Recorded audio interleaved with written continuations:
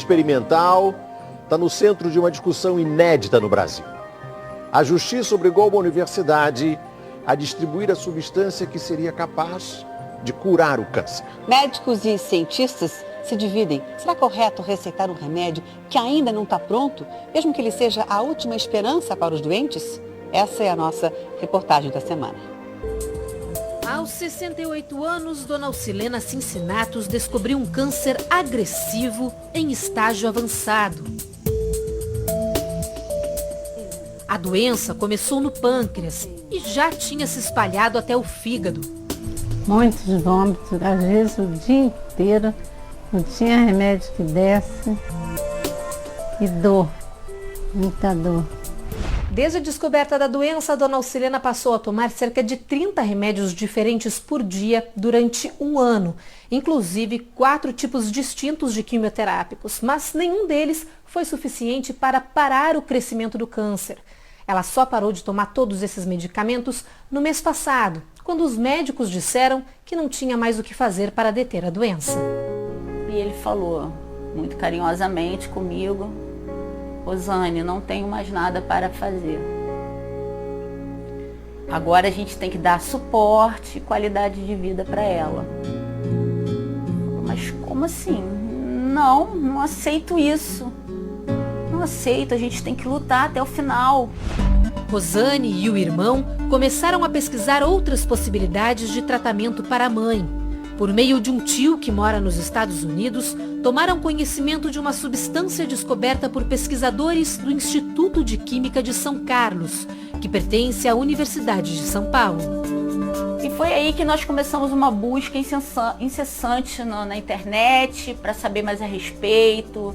Conhecemos os cientistas, né, que fizeram a fórmula, ouvimos depoimentos de pessoas que faziam tratamento, sabe? Não foi uma coisa assim de ouvir, eu ouvi falar que isso melhora. Não, nós falamos com as pessoas que realmente estavam usando essa substância e que tiveram resultados positivos. A substância tem um nome complexo: fosfoetanolamina sintética. Ela foi desenvolvida há mais de 20 anos nos laboratórios da USP e vinha sendo usada de forma experimental por centenas de pacientes. Para a droga ser vendida ou distribuída aos pacientes com câncer, faltam etapas importantes, como mais testes e a aprovação das autoridades brasileiras. A droga é a combinação de uma substância muito comum utilizada em shampoos de cabelo, chamada monoetalonamina, e o ácido fosfórico, que é um conservante de alimentos. A mistura dessas duas substâncias gera a chamada fosfoetanolamina, uma versão sintetizada de uma molécula existente no nosso organismo.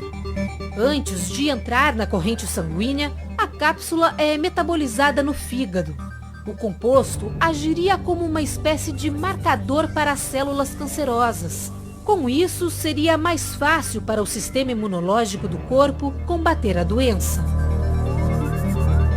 Você tem isso o tempo todo dentro de você, porque essa mesma substância é fabricada em célula de músculo longo e fígado. E é bobagem a gente dizer que é uma substância inédita. Isso já tem publicação do mundo inteiro.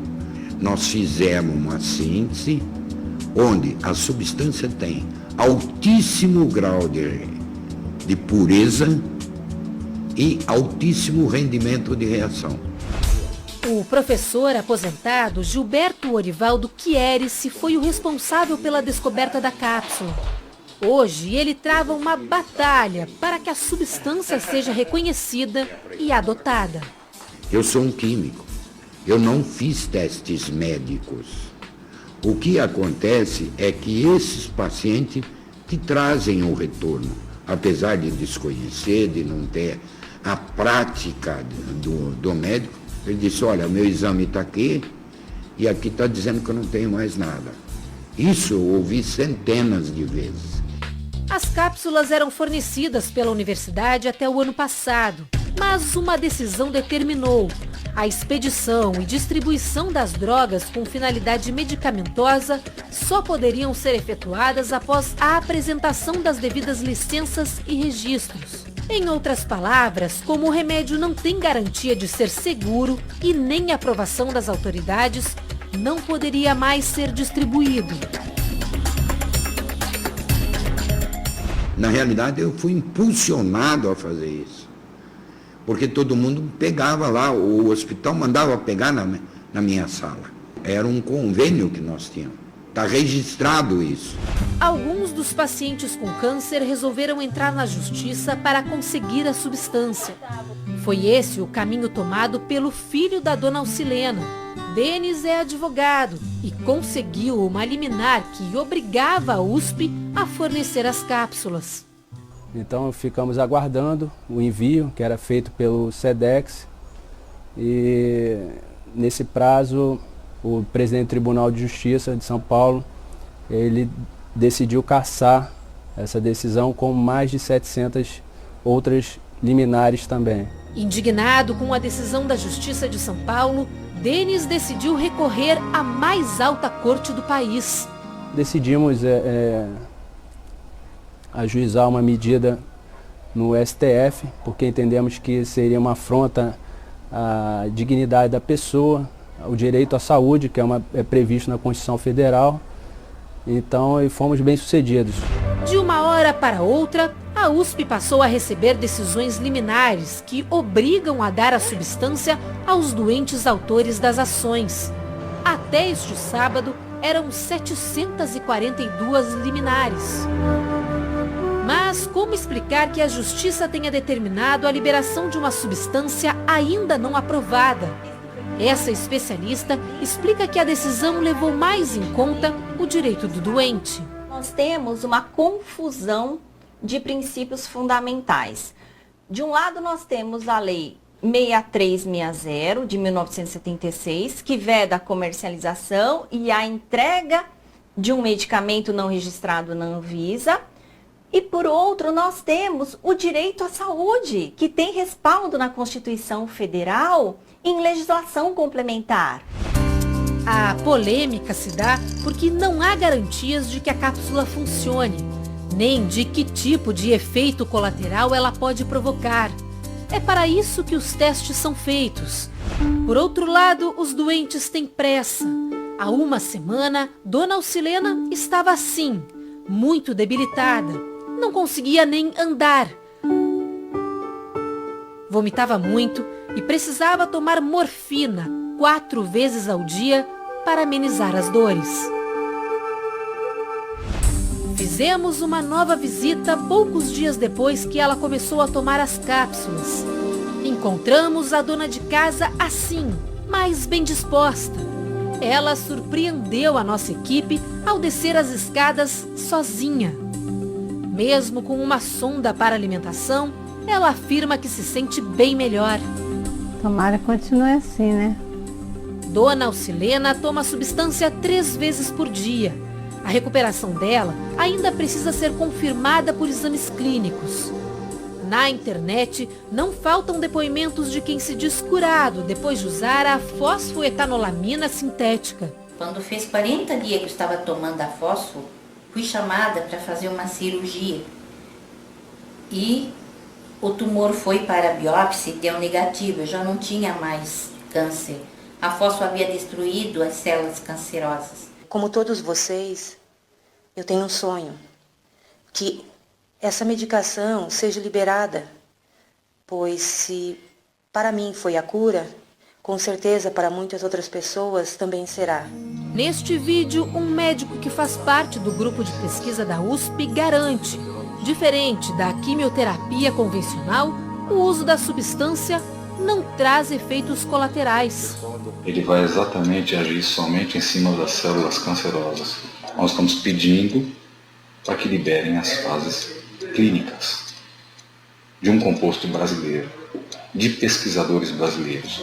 O diretor da Sociedade Brasileira de Oncologia Clínica tem uma opinião bem diferente. Atualmente, nenhum paciente deve receber essa medicação. Essa medicação não é aprovada para uso em pacientes com câncer, ela não foi testada clinicamente, então o médico nenhum está autorizado a prescrever esse tipo de medicação. A universidade afirmou que a substância não é um remédio, que ela foi estudada como um produto químico. E esclarece, não há registro e autorização de uso dessa substância pela Agência Nacional de Vigilância Sanitária, a Anvisa. A USP também afirma que não tem condições de produzir a substância em larga escala para atender às centenas de liminares judiciais que recebeu nas últimas semanas. Neste fim de semana, a universidade decidiu que só fará a entrega das cápsulas pelos correios. Ou seja, quem conseguiu na justiça o direito de receber a substância vai precisar esperar que ela chegue em casa. O presidente da Anvisa reforça que não há sequer um processo para que a substância seja reconhecida oficialmente pelas autoridades. Como se trata de um desenvolvimento no país para uma doença grave, como é o câncer, processos como esse tipo aqui na Anvisa podem ter, inclusive, um tratamento prioritário, mas precisa chegar um pedido preenchendo todos os requisitos para que seja priorizado. Esses pedidos nunca chegaram aqui na Anvisa. Provavelmente não chegaram porque nunca foram realizados com esse medicamento ensaios clínicos de fase 1, 2 e 3 que são obrigatórios no mundo inteiro para que o medicamento seja registrado. Este defensor público do Rio de Janeiro prepara uma ação civil pública para garantir que todos os pacientes tenham acesso às cápsulas. Já tivemos acesso aos elementos de prova, tais como as teses científicas que discutem esta substância. Já temos conhecimento de um laudo toxicológico que indica que a substância ela não é tóxica. O professor Gilberto, que descobriu a cápsula, sonha com o dia em que a substância será acessível, aprovada e de graça para todos os doentes.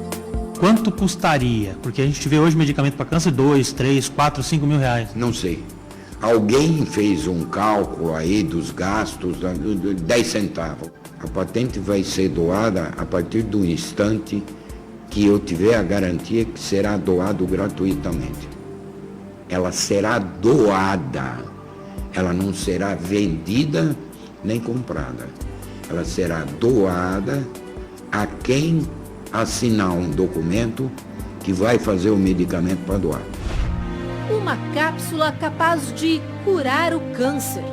Essa é uma ideia poderosa, por isso tanta polêmica. Embora tudo ainda seja apenas uma esperança, para pacientes como a dona Alcilena, já valeu a pena tentar. Se essa substância não curar o câncer, mas que se ela trouxer qualquer tipo de benefício, seja 10, 20%, 30% de qualidade de vida para esses pacientes,